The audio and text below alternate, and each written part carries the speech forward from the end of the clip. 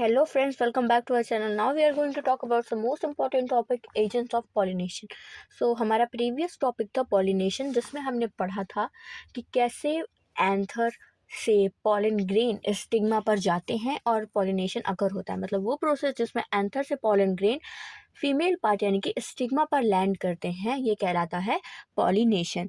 ऐसा क्यों होता है? देखो, हम बात करते हैं पॉलिनेशन के लिए एजेंट की ज़रूरत क्यों होती है. क्योंकि हम जानते हैं कि पॉलिनेशन में यूज़ होने वाले पॉलन ग्रेन और स्टिग्मा दोनों ही नॉन मोटाइल पार्ट हैं. मतलब दोनों ही एक दूसरे के पास नहीं आ सकते हैं चल के. तो उन्हें पास पास में लाने के लिए कुछ एजेंट्स यानी कि वेक्टर का यूज़ करना पड़ता है. ठीक है. और जो भी वेक्टर हम यूज़ करते हैं, मतलब प्लांट्स यूज़ करते हैं, उन्हें कहते हैं एजेंट्स. ओके, ठीक है. तो चलिए टॉपिक स्टार्ट करते हैं. Plant use two abiotic wind and water and biotic animal agents to achieve pollination. ठीक है.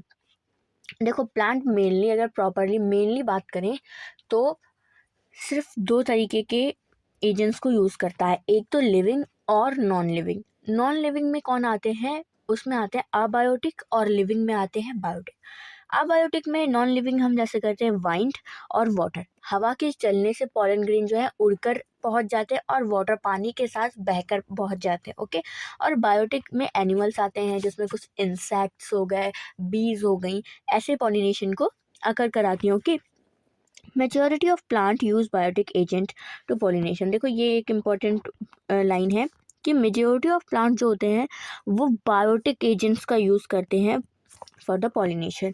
और कुछ स्मॉल होते हैं, एक स्मॉल प्रोपोर्शन होता है जो यूज़ करता है प्लांट का अबायोटिक एजेंट्स. मतलब कि अबायोटिक एजेंट्स यानी कि वाइंड और वाटर कम प्लांट यूज़ करते हैं, बट बायोटिक के लिए हम बात करें वो ज़्यादा प्लांट यूज़ करते हैं. ओके. ऐसा क्यों है? देखो, pollen grain coming to contact with stigma is a chance factor in both wind and water pollination. क्यों? क्योंकि हाँ, हवा चली. अब ज़रूरी थोड़ी ना कि देखो, एक प्लांट ऐसा होता है, एक प्लांट है जिसमें इधर फीमेल पार्ट है और इधर मेल पार्ट है. अब हवा इधर को चलेगी तभी तो ये उड़ के इस पे आएंगे ना. अब सोचो, हवा इधर को चल रही है तो सारे पॉलन ग्रेन, जितना भी प्लांट ने पॉलन ग्रेन बनाया होगा, सब उड़ के दूसरी साइड बर्बाद हो गया ना. अब उधर साइड उड़ के गया है तो ज़रूरी नहीं है कि किसी प्लांट पर ही पहुँचे, हो सके ख़राब ही हो जाए. ठीक है. पानी के साथ भी यही है. पानी का फ्लो अगर प्लांट के अकॉर्डिंग है तो पॉलिनेशन होगा, और अगर नहीं है तो फिर पॉलिनेशन के चांसेस बहुत कम हो जाएंगी. तो ये एक चांस फैक्टर है. ओके, ठीक है. To compensate for this uncertainties and associated loss of pollen grains, the flower produce enormous amount of pollen when compared to the number of ovule available for pollination. इस चीज़ से बचने के लिए plant क्या करता है? मेल पार्ट जो है यानी कि एंथर में बहुत ज़्यादा पॉलन ग्रेन प्रोड्यूस होते हैं. किसके मुकाबले? फीमेल में अगर हम देखें, ओवरी में भले एक ही ओव्यूल हो, ठीक है, लेकिन पॉलन ग्रेन्स जो है वो बहुत भारी मात्रा में बनेंगे. ओके. इसीलिए क्योंकि उसके चांस फैक्टर ना, हो सकता है कि बर्बाद भी हो जाए, है ना. चलो, पॉलिनेशन बाय वाइंड. चलो अब हम पढ़ते हैं वाइंड पॉलिनेशन के बारे में. Okay. Pollination by wind is more common amongst abiotic pollination. अब देखो, ज़्यादातर बायोटिक पॉलिनेशन होता है, लेकिन अबायोटिक पॉलिनेशन में वाइंड ज़्यादा होता है एज कम्पेयर टू वाटर के. Wind pollination also require that the pollen grain are light and non sticky so that can be transported in wind currents.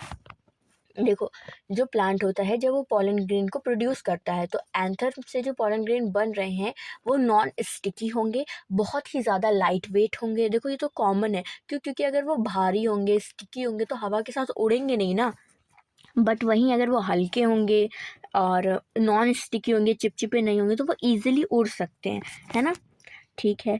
They often possess will well expose stamen so that the pollen are easily dispersed into wind currents. ठीक है. ये देखो, ये क्या है, इस तरीके से स्टेमन जो होते हैं वो बाहर को निकले हुए दूर दूर होते ताकि हवा उड़े और सब हो जाए। क्योंकि अगर इस टाइप से, जैसे हम लोगों ने अभी कोई प्लांट पढ़ा था, अगर उस प्लांट को हमने ऐसे बनाया है, ठीक है, और हमने ये स्टिग्मा निकाले हैं, तो और ये प्लांट अगर हमने ऐसे बना लिया है, ठीक है, समझ लो सपोज दैट अब अगर हवा चलेगी तो कितने कम पॉलन ग्रेन्स उड़ के जाएंगे। लेकिन वाटर पॉलिनेशन जो प्लांट करते हैं मेजरली, वो अपने को इस तरीके से बना लेते हैं कि उनमें बहुत ईजिली वाटर मतलब सॉरी वाइंड पॉलिनेशन हो सके। ओके, ठीक है, कहाँ गया? well exposed so that okay, and large often feathery stigma to easily trap airborne pollen grain। ठीक है, और देखो ये हो गया अडेप्टेशन हो गई मेल पार्ट के लिए। फीमेल पार्ट क्या करता है, जो इसका स्टिग्मा होता है, एक तो वो feathery होता है और वो भी वेल एक्सपोज्ड होता है। feathery मतलब कि जैसे ही पॉलन ग्रेन उसके पास आए, क्योंकि पॉलन ग्रेन नॉन स्टिकी है तो वो खुद से नहीं चिपक सकता है, तो उसके जो स्टिग्मा होगा वो feathery होगा, तो वो उसे बांध लेगा, ठीक है, उसे लॉक कर लेगा पॉलन ग्रेन को। Wind pollinated flowers often have a single ovule in each ovary and numerous flower packed into an inflorescence। देखो ये बता रहा है, एनसीईआरटी बोल रही है कि फ्लावरिंग प्लांट जो हम बात कर रहे हैं जिसमें वाइन पॉलिनेशन होता है, उनमें हमने पढ़ा पॉलन ग्रेन बहुत भारी मात्रा में बनते हैं, लेकिन उनमें जो ओव्यूल होता है वो एक ही प्रेजेंट होता है। इन्फ्लोरेंसेस का मतलब हमने पढ़ा था, इन्फ्लोरेंसेस मतलब होता है इस टाइप से, समझ लो अगर ये एक डंडी हो प्लांट की और इसमें ये सब पूरे स्टेमन ना समझ के पूरे फ्लावर समझो। आपने एक जंगली फूल देखा होगा जो पीले कलर का होता है, उसमें एक छोटा फूल होता है और एक छोटे फूल मिल मिल के ऐसे गोल सा स्ट्रक्चर बना देते हैं जिससे वो पूरा फूल लगता है ना। तो ऐसे ये इन्फ्लोरेंसेस बनाते हैं, बहुत सारे फ्लावर एक साथ पैक हो जाते हैं, क्यों? ताकि वो दूर से ही मतलब एक साथ उड़े, एक साथ, ताकि उन्हें आसानी रहे। A familiar example is the corn cob. The ears you see are nothing but the stigma and style which have the in the vine to trap pollen grain. Vine pollination is quite common in grasses। देखो एक तो ये line पहले हम समझ ले कि जो वाइन पॉलिनेशन होता है वो कॉमनली किस में पाया जाता है, ग्रासेस में पाया जाता है, ठीक है। और जो आपने भुट्टा सुना होगा ना, भुट्टा जो कॉर्न होता है उसके जो ऊपर हम फेदरी से स्ट्रक्चर देखते हैं, ऐसे धागे धागे से स्ट्रक्चर, नहीं ऐसे ऐसे ऐसे होता है, जो ये भुट्टा हो गया, और भुट्टे के बाहर जो ऐसे ऐसे ऐसे स्ट्रक्चर होते हैं, वो बता रहा है कि वो कुछ और नहीं, स्टिग्मा और स्टाइल हैं जो कि वेल एक्सपोज्ड हैं ताकि पॉलन ग्रेन उड़े और वो बाहर उसे ट्रैप कर ले। तो वो फेदरी भी होता है, लॉन्ग होता है, वो कुछ और नहीं, वो स्टिग्मा और स्टाइल है। ओके, अब देखो ग्रासेस में कॉमन क्यों होता है। देखो जो ग्रीन प्लांट्स होते हैं, अगर ग्रासेस की बात की जाए तो उनमें ना तो कोई फ्लावर है जिससे कोई जो इंसेक्ट है या बीज हैं जो उससे अट्रैक्ट होंगी, ऐसा नहीं है ना, उनसे अट्रैक्ट नहीं हो सकती, तो उनके पास अट्रैक्ट के लिए कुछ है ही नहीं, ना तो स्मेल है ना ही फ्लावर है। सो दैट्स वाई ये कॉमनली वाइंड पॉलिनेशन को प्रेफर करते हैं। ओके, और ये भी बात है कि वाइंड पॉलिनेशन के लिए तुम्हें किसी भी चीज़ के अट्रैक्शन की ज़रूरत नहीं है, ना तो नेक्टर की ज़रूरत है। नेक्टर क्या है? नेक्टर समझ लो एक लिक्विडी स्वीट वो होता है, लिक्विड होता है जिसे जो इंसेक्ट्स हैं वो पीने के लिए आते हैं। जैसे हम फ्रूटी पीते हैं वैसे वो उनके लिए एक ड्रिंक है पीने के लिए, ठीक है। तो नेक्टर, ना तो उन्हें नेक्टर की ज़रूरत है, ना ही फ्लावर की ज़रूरत है, और ना ही किसी अच्छी स्मेल की ज़रूरत है, और उनके पास ऐसा होता भी नहीं है। सो दैट्स वो क्या करते हैं, वाइंड पॉलिनेशन प्रेफर करते हैं। अबायोटिक के लिए हमें किसी भी स्पेशलिटी की ज़रूरत नहीं है। Okay, pollination by water is quite rare in flowering plant and it's limited about 30 genera। Most important line है ये, ठीक है। क्यों मोस्ट इम्पॉर्टेंट है? क्योंकि इसमें एक काउंट दिया गया है, ठीक है। Mainly water pollination mainly 30 genera plant में ही होती है और फ्लावरिंग प्लांट में ये बहुत ही ज़्यादा लिमिटेड है, ठीक है।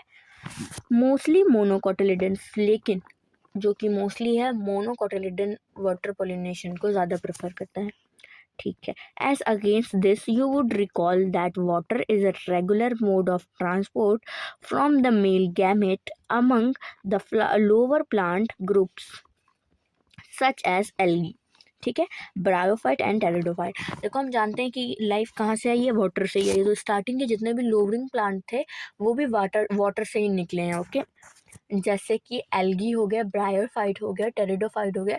ठीक है, ये कहीं ना कहीं अपने पॉलन ग्रेन को पहुंचाने के लिए वाटर का यूज़ करते हैं। ओके, तो ये कह रहे हैं कि मोनोकोटिलिडन में ज़्यादा होता है, लेकिन इसके अगेंस्ट एक बात ये भी है कि स्टार्टिंग से ही लोअर प्लांट्स जो है वो क्या यूज़ करते आ रहे हैं, वाटर को यूज़ करते आ रहे हैं। ठीक है, it is believed, particularly for some bryophytes and pteridophytes, that their distribution is limited because of the need of water for the transport of male gamete and fertilization। देखो ये इनके लिए ना अपने पॉलन ग्रेन को पहुंचाने के लिए वाटर जो है वो बहुत ही ज़्यादा ज़रूरी है। ठीक है, वैसे तो ये लैंड पे पाए जाते हैं, लेकिन अगर सेक्सुअल रिप्रोडक्शन करने के लिए इन्हें वाटर की नीड होती है, तो इसीलिए इनमें ये लिमिटेड भी हो जाता है अगर इन्हें वाटर नहीं मिलता है। ठीक है, इनके लिए तो मस्ट हो गया ना, नेसेसरी है ये। Some example of water pollinated plants are Vallisneria and Hydrilla, which grow in fresh water, and several marine sea grasses such as Zoostera। देखो वेलिसनेरिया और हाइड्रेला है ऐसे प्लांट्स जो कि वाटर पॉलिनेशन को यूज़ करते हैं। एज आपको एक्स्ट्रा नेम बता दिए गए हैं। ओके, ज़ूस्टेरा क्या है, ये सी ग्रासेस है। जैसे ग्रासेस में कॉमनली होता है वाइन पॉलिनेशन, जो कि मतलब वाइन पॉलिनेटर ही हो गया, समझ लो है ना। और जो ज़ूस्टेरा है वो सी ग्रास है, तो उसमें water as a common pollinator factor use होता है। ठीक है, not all aquatic plants use water for pollination, लेकिन ऐसा नहीं है कि जो प्लांट पानी में पाया जा रहा है वो मस्ट हैव है कि वो पॉलिनेशन वाटर पॉलिनेशन ही करे। In a majority of aquatic plant such as water hyacinth and water lily, ये जैसे प्लांट्स हैं। देखो ये नाम याद रखना, कौन सा, water hyacinth and water lily, ये पाए जाते हैं वाटर में ही, बट ये वाटर पॉलिनेशन नहीं करते हैं। ठीक है, the flower emerge above the level of a water and are pollinated by insect or vine। ये क्या करते हैं, वाटर से ऊपर आ जाते हैं और इंसेक्ट या फिर वाइन के द्वारा पॉलिनेशन होता है इनमें।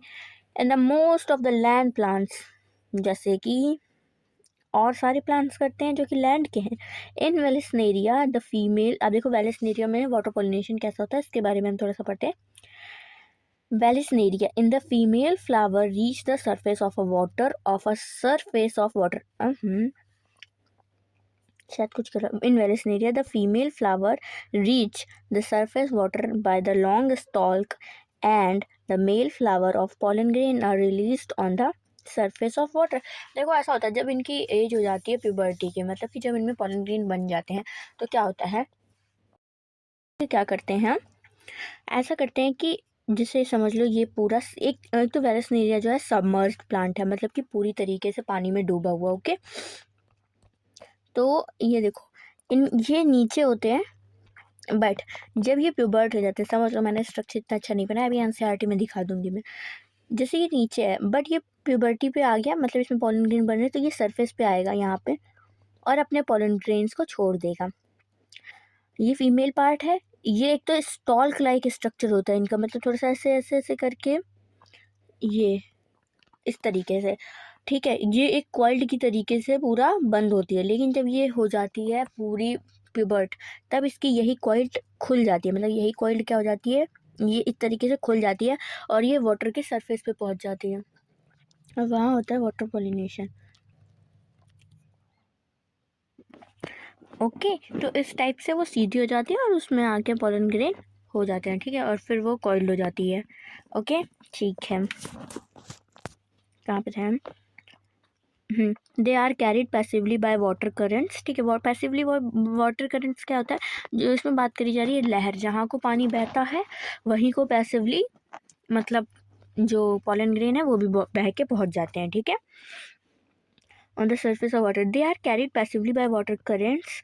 Some of them eventually reach to the female flower and the stigma, and other group of flower pollinated plants such as sea grasses. Female flower remain submerged in water and the pollen grain are released inside the water. Pollen grain in many such species are long, ribbon like and carried passively inside the. ठीक है, ये देखो जैसे हमने पढ़ा था कि वो नॉन स्टिकी होने चाहिए, ठीक है, लाइट वेट होने चाहिए। वैसे वाटर पॉलिनेशन के लिए ज़्यादातर ये क्या होते हैं, लॉन्ग होते हैं, रिबन लाइक होते हैं, ताकि वो पानी के साथ ऐसे ऐसे बह सके। तो मतलब समझ लो ये पॉलन ग्रेन है और ये पानी के साथ वो बह रहा है। ओके, ऐसे पॉलन ग्रेन ऐसे लंबे लंबे। ओके, ठीक है, सम ऑफ, हाँ ठीक है, कुछ स्टिग्मा पर पहुंच जाते हैं और पॉलिनेशन कर देते हैं। In most of the water pollination species pollen grain are protected from wetting by mucilaginous covering. ठीक है, बोथ वाइंड एंड, ठीक है, देखो हम यहाँ पे बढ़ते हैं। देखो ये बता रहा है कि जो वाटर, देखो ये पहले इंपॉर्टेंट है, इसे हाईलाइट कर लो। किसकी कवरिंग होती है, म्यूसिलेजिनस कवरिंग होती है। ओके, देखो हम बढ़ते हैं। In most of the water pollinated plant species, कुछ जो होते हैं मोस्ट प्लांट्स जो होते हैं उनमें क्या होता है, वो प्रोटेक्ट होते हैं उनके पॉलन ग्रेन किससे, म्यूसिलेजिनस कवरिंग के द्वारा। ओके, ठीक है। Both wild and water pollination flower are not very colourful and do not protect nectar. What you be reason, देखो हमने पहले ही पढ़ लिया इसके बारे में कि ऐसा क्यों नहीं होता है, क्योंकि उन्हें इंसेक्ट को अट्रैक्ट नहीं करना है, इसलिए ना तो उनके पास नेक्टर है, ना ही वो बहुत ज़्यादा कलरफुल है। क्यों, क्योंकि उन्हें किसी को अट्रैक्ट नहीं करना है। अबायोटिक फैक्टर है, वो तो वैसे भी पॉलिनेशन करेंगे ही अगर होना होगा तो, है ना, दैट्स वाई उसमें ये सब अब्सेंट होता है। ओके, सो आज के लिए हम इतना ही रखेंगे। इसके बाद हम अबायोटिक हो गया हमारा, बायोटिक फैक्टर पढ़ लेंगे एंड देन चैप्टर एंड हो जाएगा। ओके, नहीं चैप्टर नहीं एंड होगा, मतलब टॉपिक एजेंट ऑफ पॉलिनेशन वाला टॉपिक, इसके 2 पार्ट हो गए तो वो टॉपिक एंड हो जाएगा। ओके, तो मिलते हैं नेक्स्ट वीडियो में, तब तक के लिए बाय बाय।